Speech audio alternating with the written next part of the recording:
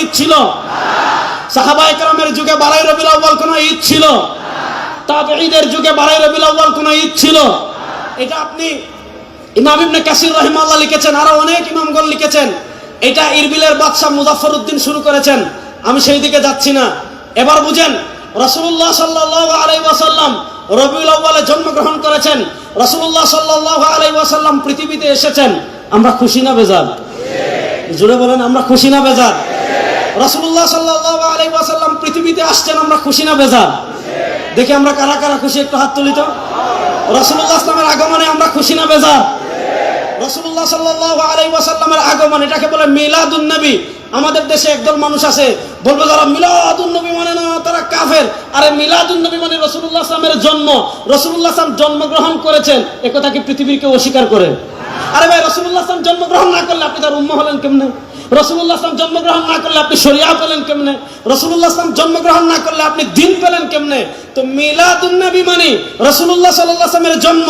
আল্লাহ রাসূল সাল্লাল্লাহু আলাইহি ওয়াসাল্লাম জন্মগ্রহণ করেছেন, তার উসিলায় দ্বীন পেয়েছি, তার উসিলায় শরিয়া পেয়েছি, তার উসিলায় জান্নাতের সন্ধান পেয়েছি, তার উসিলায় আলো পেয়েছি, তার উসিলায় শ্রেষ্ঠ উম্মাহ হয়েছি, তার উসিলায় সবচেয়ে মর্যাদাবান উম্মাহ হয়েছি।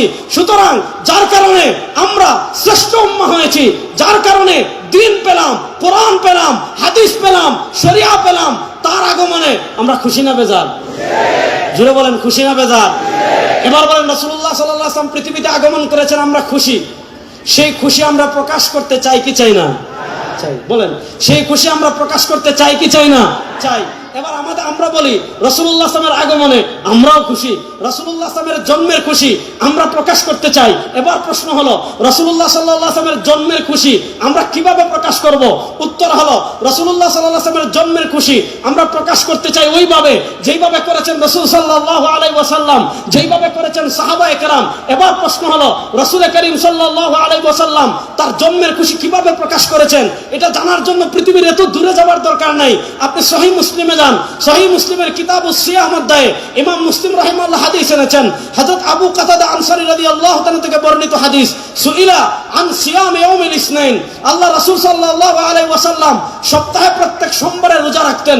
আবু কাতাদা আনসারী বলেন, রাসূলুল্লাহ সাল্লাল্লাহু আলাইহি ওয়াসাল্লামকে জিজ্ঞাসা করা হলো, আপনি প্রত্যেক সোমবারে কেন রোজা রাখেন? আল্লাহ রাসূল সাল্লাল্লাহু আলাইহি ওয়াসাল্লাম তিনটা কারণ বলেছেন। দুই কারণ পাওয়া যায় মুসলিম শরীফে, আরেক কারণ পাওয়া যায় শামাইলে তিরমিজিতে। কারণ নম্বর 1, আল্লাহ নবী বলেন, ফিহি ওয়ালিদতু, আমি সোমবারে রোজা রাখার 1 নম্বর কারণ, সোমবারে আমি জন্মগ্রহণ করেছি।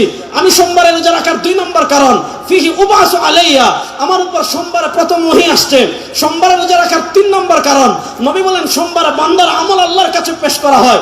ইন্নী উহিব্বু আন উরাদা আমালি ওয়া আনা সাইম, সরকারে দু আলম বলেন, আমি পছন্দ করি আমার আমলকে এমন অবস্থায় আল্লাহর কাছে পেশ করা হোক যে আমি রোজাদার। এবার দেখেন, একটা হলো জন্মবার, আরেকটা হলো জন্ম তারিখ।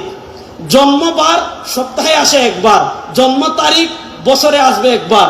আমাদের আপা 5 আগস্ট পলাইছেন। আচ্ছা, তাহলে 5 আগস্ট বছরে আসে একবার, উনি পলাইছেন কিবারে? সম্ভবত রবিবারে।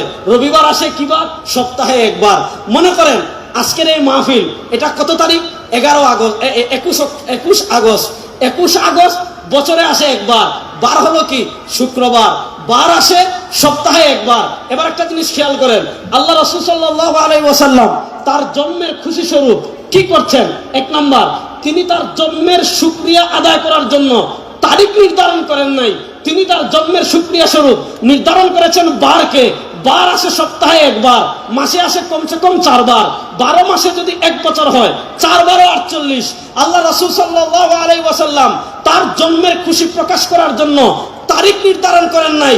কসম আল্লাহ, কসম আল্লাহ, কসম আল্লাহ, আল্লাহ রাসূল সাল্লাল্লাহু আলাইহি ওয়াসাল্লাম তার জন্মের শুকরিয়া আদায় স্বরূপ 12ই রবিউল আউয়াল কোন আমল করেছেন, সহিহ হাদিস দূরের কথা, কিয়ামত পর্যন্ত এটা জাল হাদিসে কেউ দেখাতে পারবে না।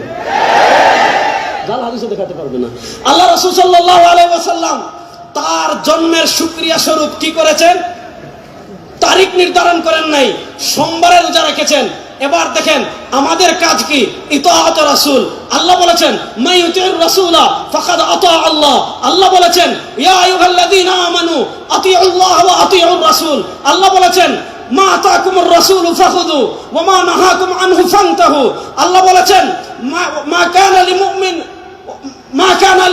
মুমিনিন ওয়ালা মুমিনাতিন ইযা কাদাল্লাহু ওয়া রাসূলুহু আমরান আন তাকুনা লাকুমুল খিয়ারাতু বাইনাহুম। আল্লাহ তাআলা বলেছেন মাইয়ুতির রাসূলা ফাকাদ আতা আল্লাহ, যারা রাসূলের আনুগত্য করবে তারা আল্লাহর আনুগত্য করবে।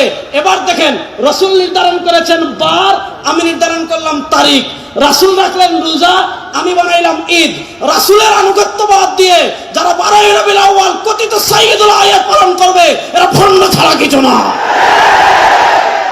প্রকৃত আশিক রাসূল প্রমাণিত হবে ইতাআত রাসূলের মাধ্যমে। সময় কম, আমি সংক্ষিপ্ত করছি। জীবনের সব ক্ষেত্রে রাসূলুল্লাহ সাল্লাল্লাহু আলাইহি ওয়াসাল্লামের আনুগত্য যারা করবে তারাই প্রকৃত আশিক রাসূল। আর যাদের জীবনের সব ক্ষেত্রে রাসূলুল্লাহ সাল্লাল্লাহু আলাইহি ওয়াসাল্লামের আনুগত্য নাই, তারা যত আশিক রাসূল দাবি করুক, ইশকে রাসূলের সাথে তাদের কোনো সম্পর্ক নাই। এবার বলেন, জীবনের সব ক্ষেত্রে রাসূলুল্লাহ সাল্লাল্লাহু আলাইহি ওয়াসাল্লামের আনুগত্য করার জন্য আমরা প্রস্তুত আছি তো ইনশাআল্লাহ? জীবনের সব ক্ষেত্রে রাসূলুল্লাহ সাল্লাল্লাহু আলাইহি ওয়াসাল্লাম আমাদের আদর্শ। লাকাদ কানা লাকুম ফি রাসূলিল্লাহি উসওয়াতুন হাসানাহ। আল্লাহ তাআলা পবিত্র কোরআনে স্পষ্ট ভাষায় বলেছেন, লাকাদ কানা লাকুম ফি রাসূলিল্লাহি উসওয়াতুন হাসানাহ। তোমাদের জন্য তোমাদের রাসূল হলেন সর্বোত্তম আদর্শ। রাসূলুল্লাহ সাল্লাল্লাহু আলাইহি ওয়াসাল্লামের আদর্শ আমরা আমাদের শরীরে মানব, আমরা আমাদের ঘরে মানব, আমরা আমাদের সমাজে মানব, আমরা আমাদের রাষ্ট্র মানব, আমরা আমাদের বিচারে মানব, আমরা আমাদের সংসদে মানব। যারা জীবনের সব ক্ষেত্রে রাসূলের সুন্নাহ, রাসূলের ইসলাম বাস্তবায়নের চেষ্টা করবে, তারাই প্রকৃত আশিকে রাসূল, তারাই প্রকৃত নবীর ভালোবাসার দাবিদার। আমি শেষ আরেকটা কথা বলি, শুনেন। 1947 সালে ব্রিটিশ বিদায় নিয়েছে। 2024 সালে শেখ হাসিনা পালিয়েছিলেন। শেখ হাসিনা পালানোর পর বাংলাদেশে অনেকগুলো সংস্কার কমিশন গঠন হয়েছিল। কেন হয়েছিল? 17 বছর তারা অবৈধভাবে ছিল। যা কিছু রেখে গিয়েছে সেগুলা পরিবর্তন করার জন্য, সংস্কার করার জন্য সংস্কার কমিশন গঠন করা হয়েছে।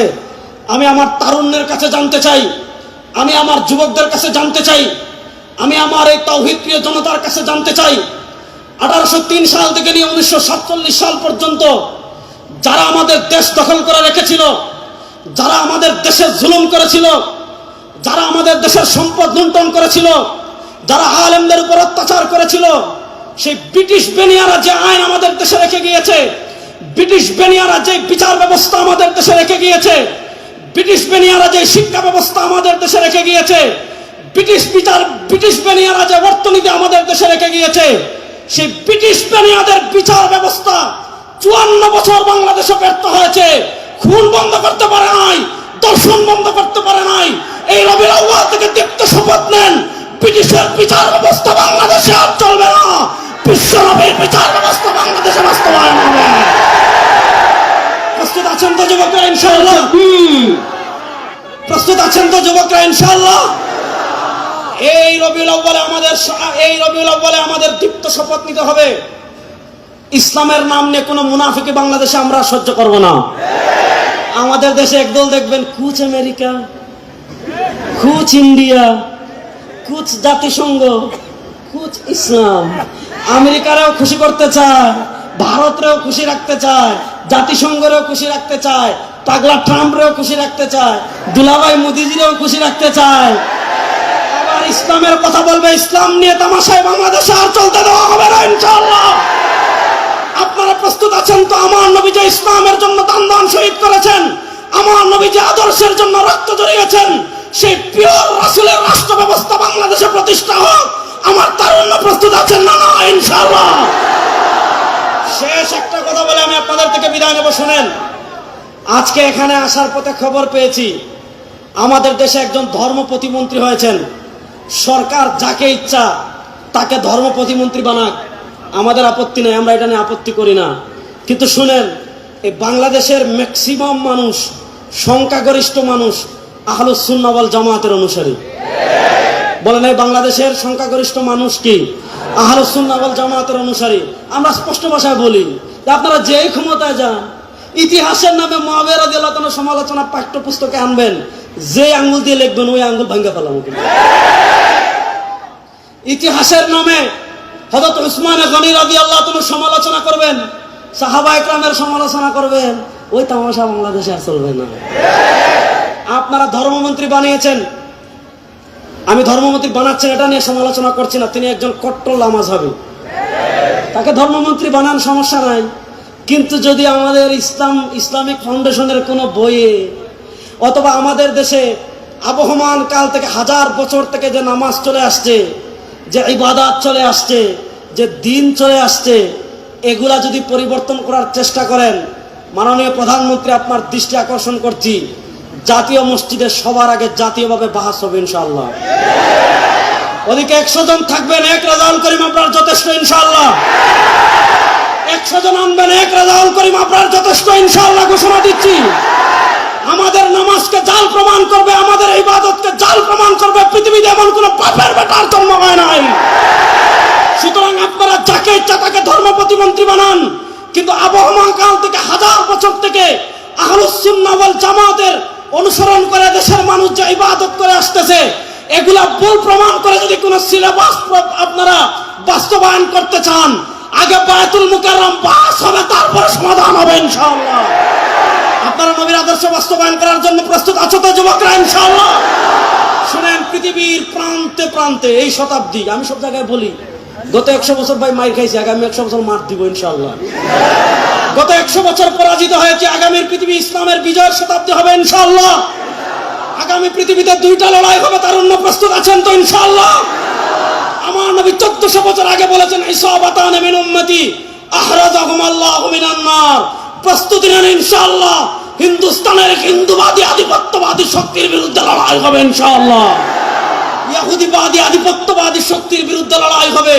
হিন্দুস্তান থেকে নিয়ে মসজিদে আকসা পর্যন্ত ইসলামের পতাকা, কালেমার পতাকা উড্ডীন হবে ইনশাআল্লাহ। আল্লাহ তাআলা আমাদেরকে প্রকৃত ইসলাম মেনে চলার তৌফিক দান করেন। আল্লাহ তাআলা জীবনের সব ক্ষেত্রে সিরাত রাসূলের অনুসরণ করার তৌফিক আমাদেরকে দান করেন। সুবহানাকা আল্লাহুম্মা বিহামদিকা আশহাদু আল্লা ইলাহা ইল্লা আনতা আস্তাগফিরুকা ওয়া আতুবু ইলাইক। আসসালামু আলাইকুম ওয়া রাহমাতুল্লাহি ওয়া বারাকাতুহু।